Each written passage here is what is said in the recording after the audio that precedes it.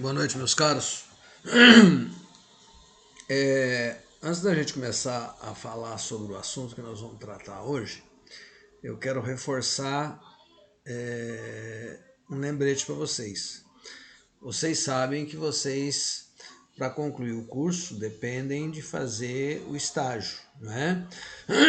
E vocês precisam então procurar a secretaria, pegar o documento e procurar o estágio, tá? Porque enquanto vocês não concluírem aquelas horas necessárias, parece que são 120 horas, vocês não vão concluir. Quer dizer, nossas aulas vão terminar no final de julho. Quem tiver com o estágio feito, está com o curso concluído. Quem não tiver, vai ter que terminar o estágio. Tá legal?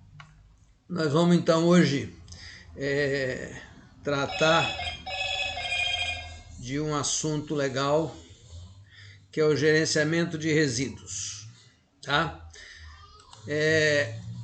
O conceito de gerenciamento de resíduos, o que é gerenciar?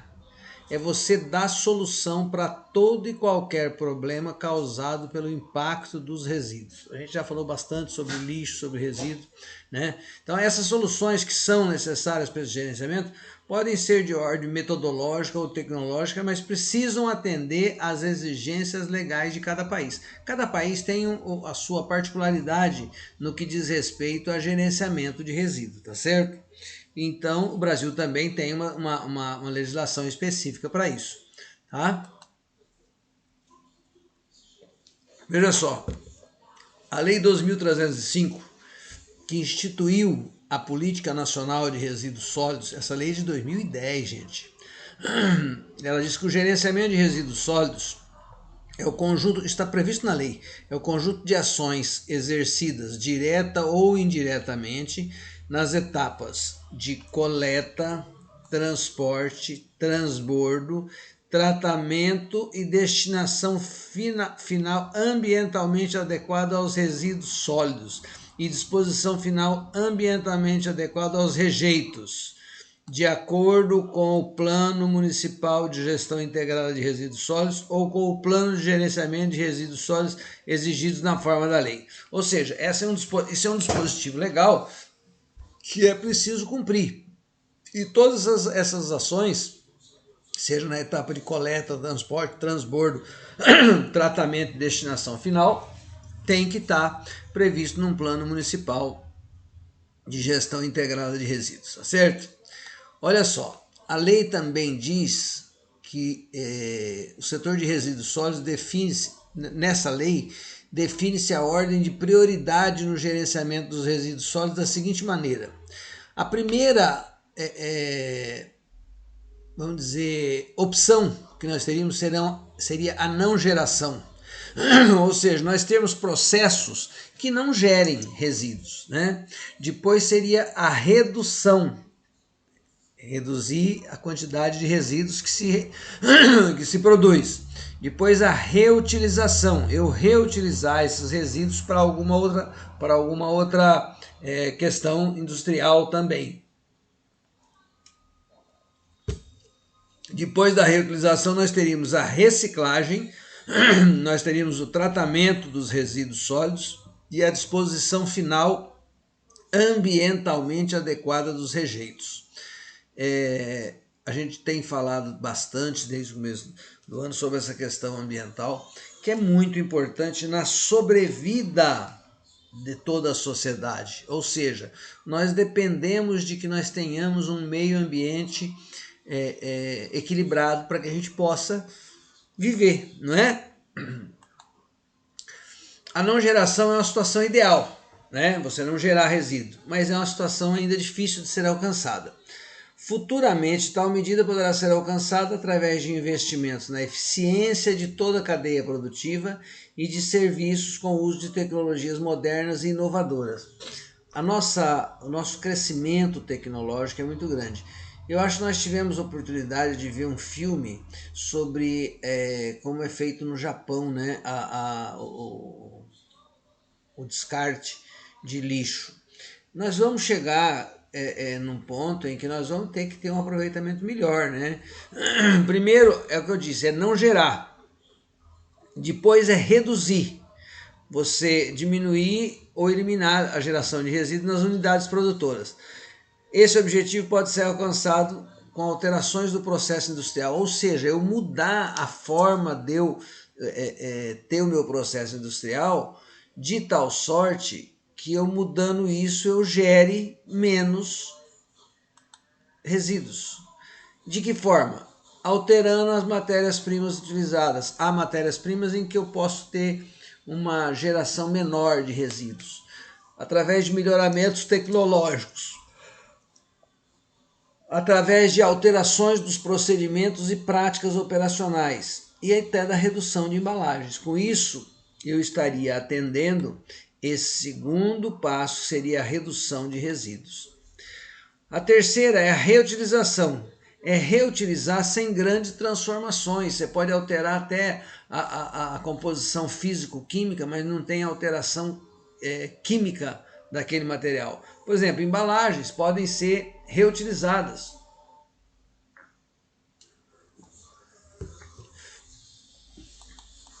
Depois nós teríamos aqui como notas, só para vocês entenderem a quantidade de resíduo que nós geramos e o que nós podemos evitar. Uma tonelada de papel reciclado poupa cerca de 22 árvores. Ela economiza 71% de energia elétrica e polui o ar 74% menos do que se fosse usado um papel, oriundo das árvores.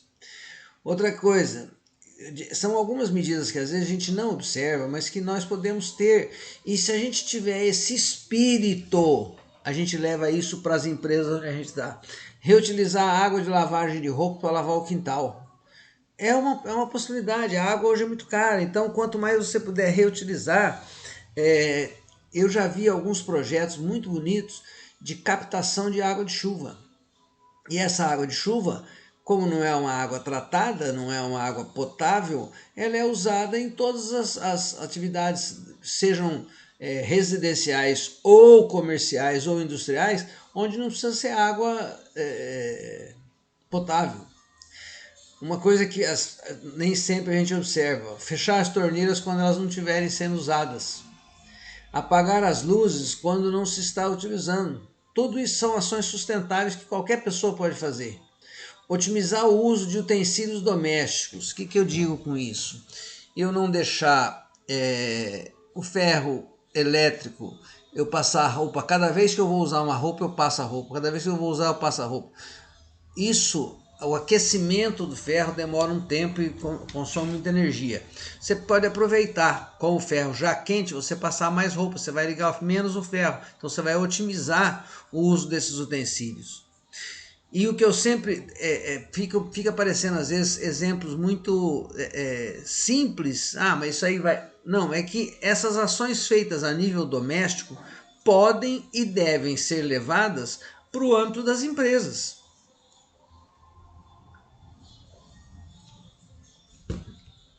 Sempre que a gente tiver uma boa ação para economizar água, economizar energia, reduzir a geração de resíduos, nós podemos levar isso para as empresas, tá certo?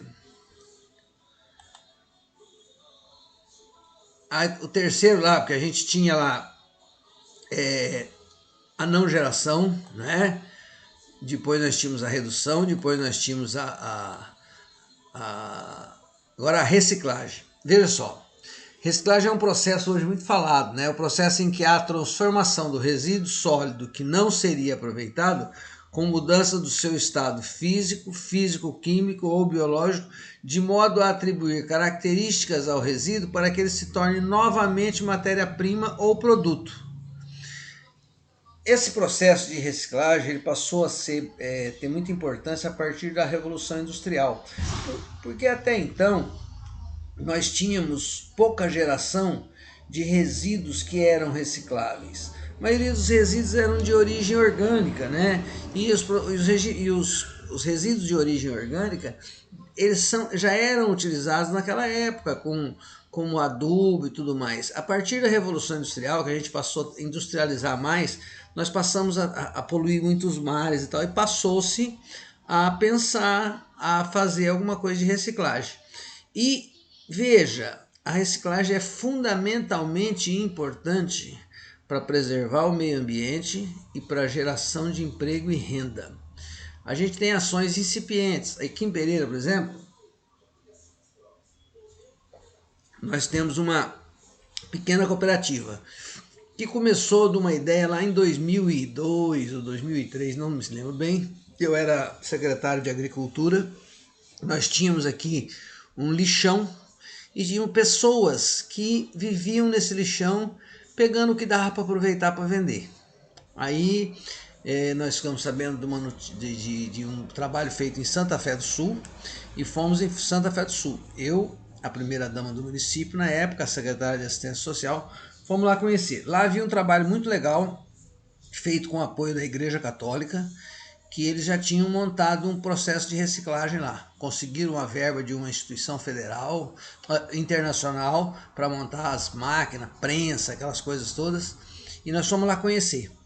Trouxemos para cá a ideia, isso foi sendo trabalhado, até que aproveitou-se um barracão que havia aí, que acho que tinha sido montado por uma empresa, que depois foi retomado para a prefeitura e começou o processo.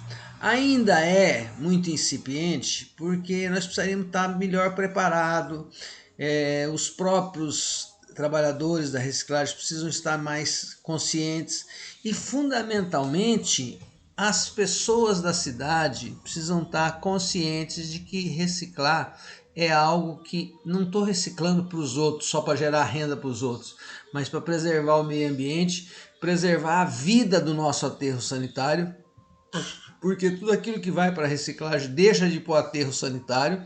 Nós vamos falar que os aterros têm vida útil, né? Então as pessoas precisam passar a ter essa consciência de separar o material em casa. Daí a importância da reciclagem.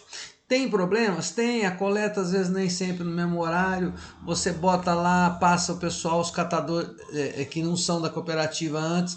O ideal seria que nós estivéssemos agregando todo esse pessoal em torno de uma cooperativa, para trabalhar tudo junto, para poder até o poder público fazer algum investimento em termos de equipamento e tudo mais, para a gente chegar num ponto em que a gente tenha uma reciclagem maior dos produtos. Mas a reciclagem, então, é um outro item importante desse processo.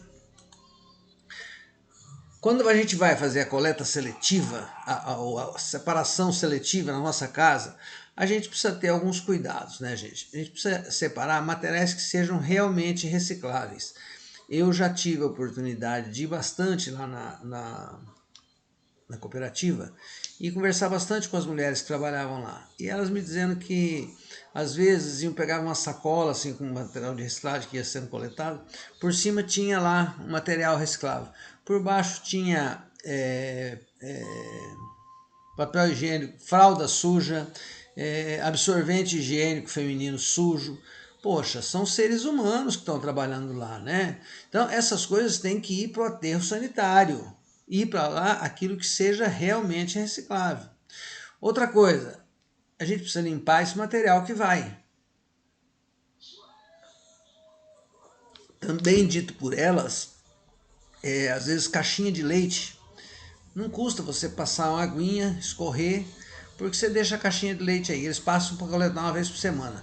Aí vai aquilo lá, já está cheio de bicho, pensar que as pessoas não têm que mexer com isso. Então, é você pensar no ser humano que vai trabalhar esse material, né?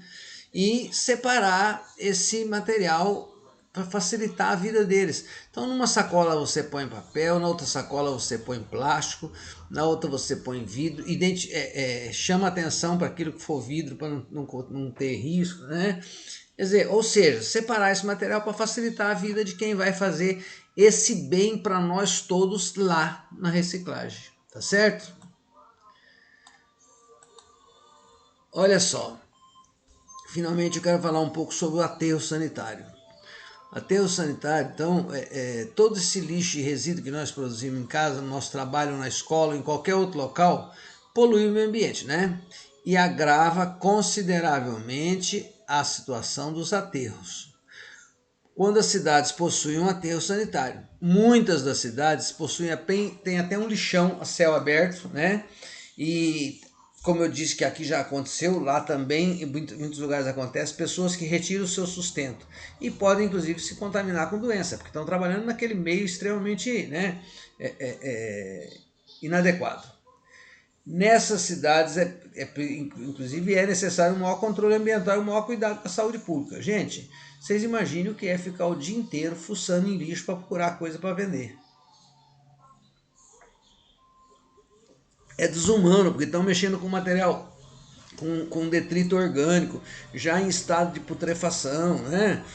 Então, hoje, a gente vai ver que existe uma legislação que proíbe esses tais lixões, né?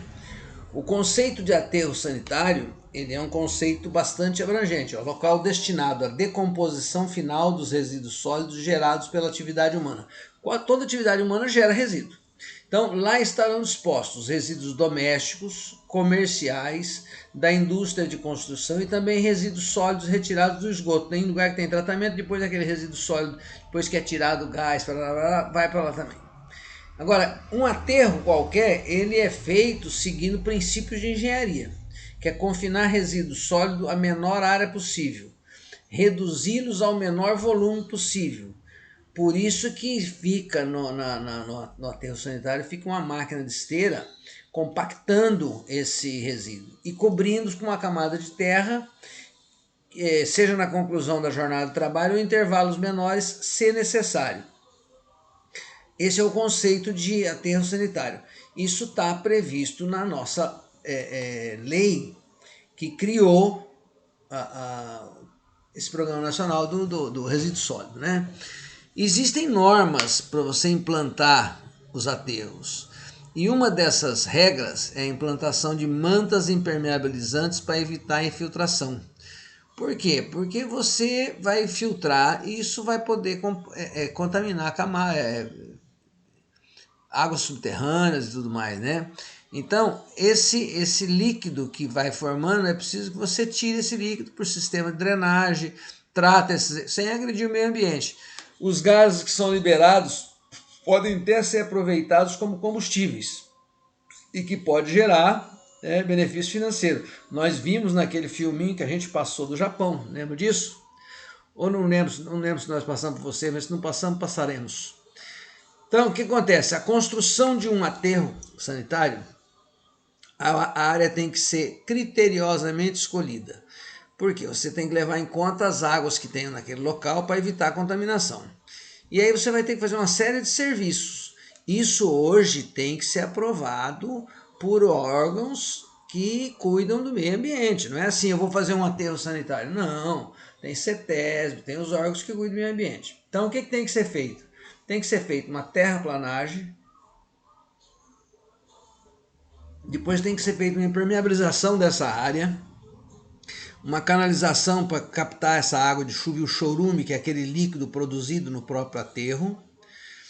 Tem que fazer a tubulação para a saída de gases. Vocês já viram em alguns aterros que tem aquela tubulação que vão saindo os gases. E depois você tem que fazer plantio de grama e cercar essa área para evitar ingresso de animais e tudo mais, né?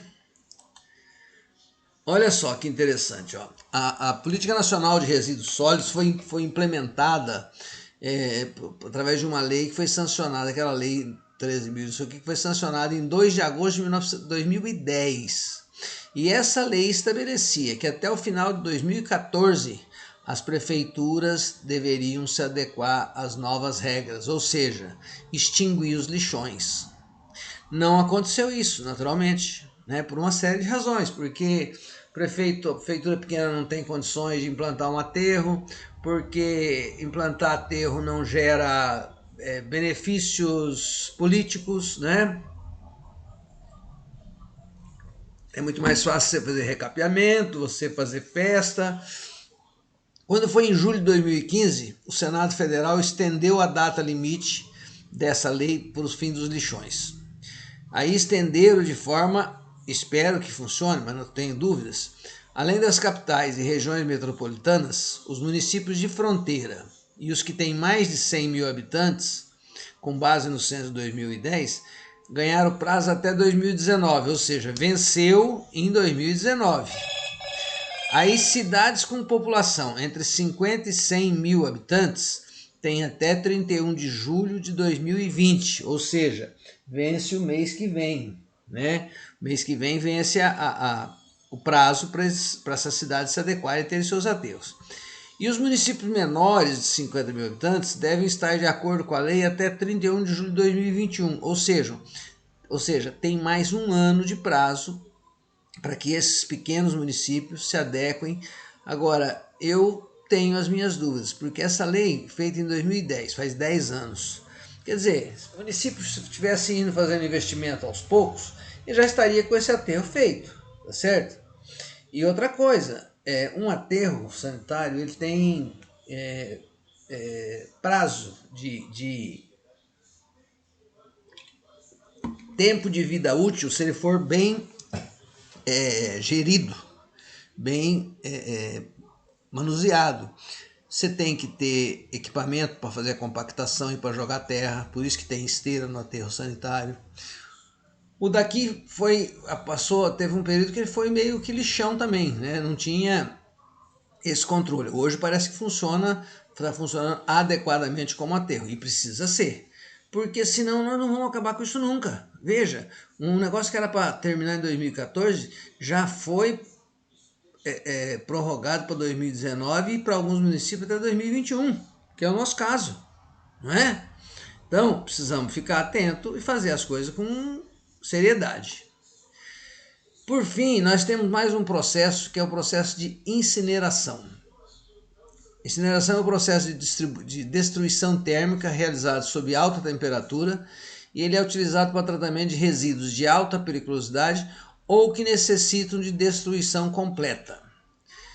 Ele tem uma vantagem, porque ele reduz o volume desse resíduo com essa queima, né? Reduz bastante o volume. Depois esse resíduo pode ser, inclusive, descartado em aterro. E ele destrói os micro-organismos que causam doenças, contidos principalmente em lixo hospitalar e lixo industrial. Há lixo industrial que tem necessidade de ser feita a incineração. E o lixo hospitalar também, tanto que existem algumas empresas que são especializadas em fazer incineração. E aí os pequenos, você pega grandes hospitais, às vezes pode até ter um incinerador próprio, mas aqui a nossa Santa Casa tinha um, mas era totalmente fora dos padrões técnicos e foi desativado há muito tempo. Hoje parece-me que é pago uma empresa que vem e coleta todo esse lixo hospitalar e cuida dessa incineração. Inclusive as farmácias têm umas caixas próprias para coleta de lixo farmacêutico, vocês já viram, né, quando forem tomar injeção, e aquilo tudo vai para um tratamento especial. Então, minha gente, o que vale a gente pensar bastante é que a gente tem que gerenciar esses resíduos, tá?